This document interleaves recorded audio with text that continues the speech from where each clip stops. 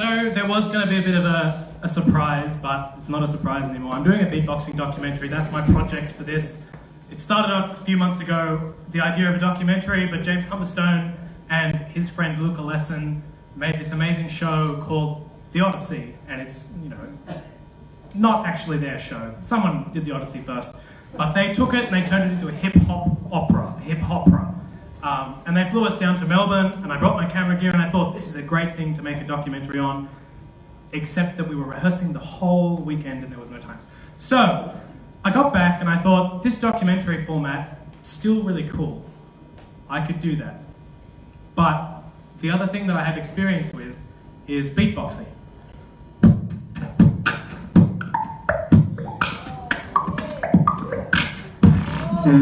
Right, so that's a little bit of my own personal, getting interested from making sounds and being funny and just, punctuating things with sounds because they convey a really effective message more than the car drove past. It didn't work as well. So I decided beatboxing was the way to go, and James Humberstone a few years ago, 5 years ago I think, he brought this fantastic Australian beatboxer and looping pedal and musician and a fantastic artist called Mal Webb to the con. And I was in the high school just next door, so I got to go along and have a really good taste of looping pedals and beatboxing and how that can kind of turn into a real application of making music with just what you've got. And what really sold me on the idea was on prac. I went to Dulwich Hill Visual Arts and Design School, and the supervising teacher there, Neil O'Donnell, I got an interview with him afterwards, but he started using beatboxing, just little bits of it, to get a message across. So if he wanted to get the message of a hi-hat across, he didn't describe, it was high and sharp, and just do it. You just hear it, you feel it, people get that message, and they can try and impersonate it. So when I started doing that in the classroom, I found that was the highest level of engagement that I had with any activity. Students would leave the classroom still engaged with what I had just taught them, still making sounds and still trying to create music with just what they had already built into them.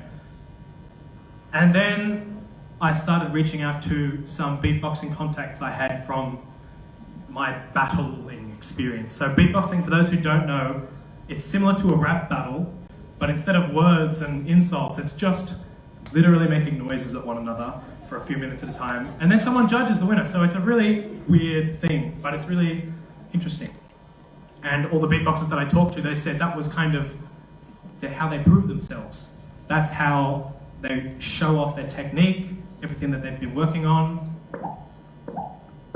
signature sounds, things that they want people to know about, and sometimes just to make people dance. And I was traveling around Sydney with a backpack of $6,000 of camera stuff and 20 kilos of stuff just with me all the time, because it was the only way I could convince them to be part of this project, because I didn't have anything else to offer. But they came back to me with real excitement for what this project could bring to the future. And it quickly turned from a question of, do you think it's possible and do you think it's worth it bringing beatboxing into the classroom, to a question of, how soon can we do this? We know it's good. Can we do it right now, and how? And I had some interviews with 6 or 7 Australian beatboxers and a few vocal percussionists, and that's one of the ideas that I explore in my documentary, is the difference between a vocal percussionist, which, spoiler alert, it's just someone that accompanies an a cappella choir basically, and a beatboxer is a more standalone kind of performance.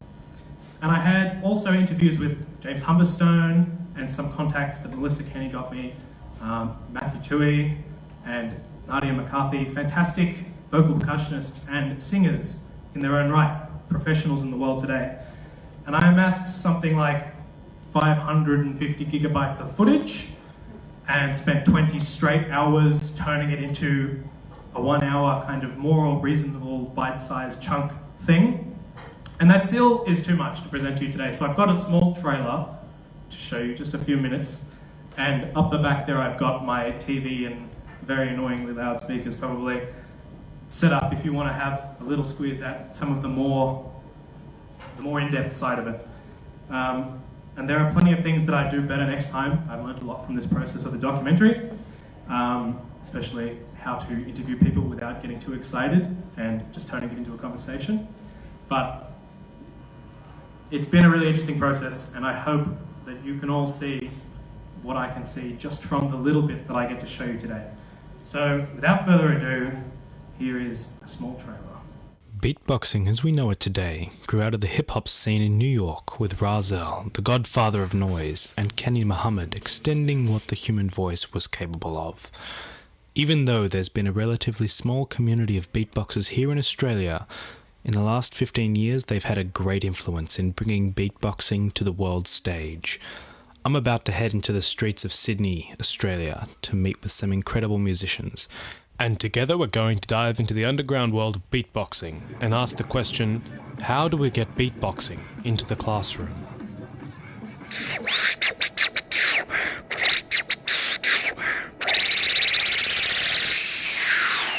Since we already have music class, we have dancing class, we have art class in a school for kids, so why not beatboxing? Music is music no matter what way you look at it. I feel like you can learn a lot of musical ideas and a lot of musical theory from beatboxing. You kind of learn the structure of a song, you kind of learn how to harmonize, so it kind of goes along with that. It's like opening another door, and I feel like opening another door is just more exciting, and why would you not want to learn more about this?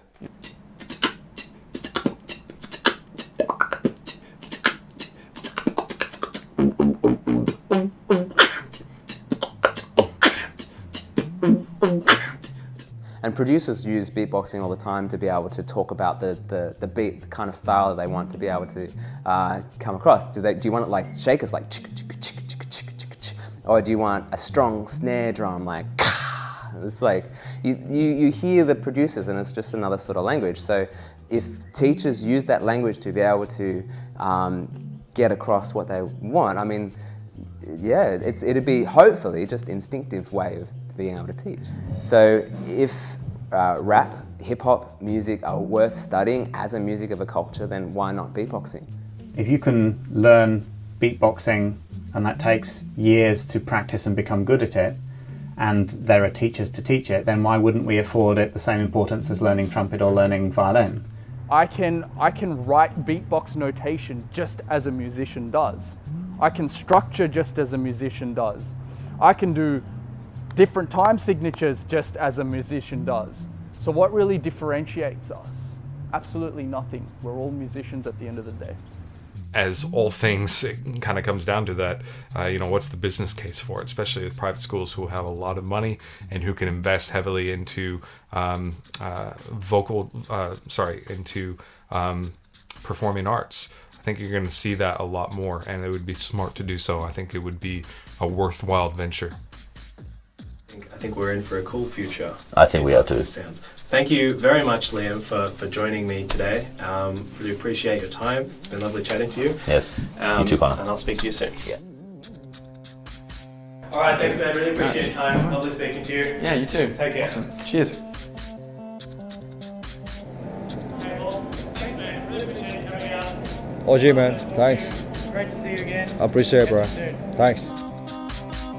Anyway, long process. Thank you very much for your time. It's been lovely talking to you. Keep your work going, man. Oh yeah.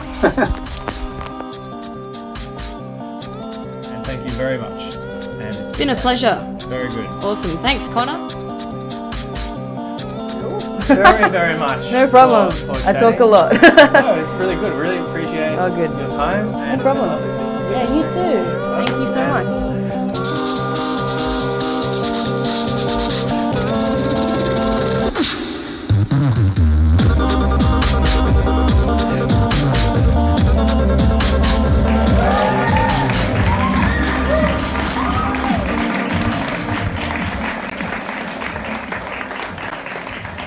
So I set out to answer this question: should we bring beatboxing into the classroom? Is it too contentious? Is it too underground? Is it too new an art form?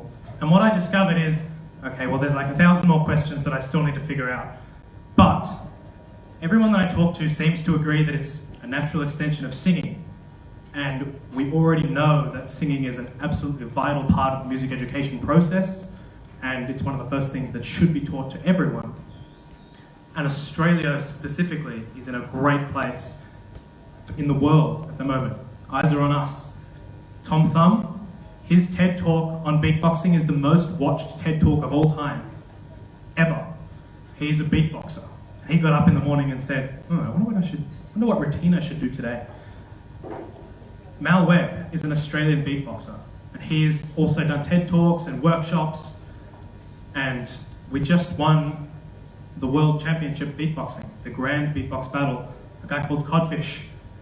Fantastic musician, fantastic beatboxer. Eyes are on us.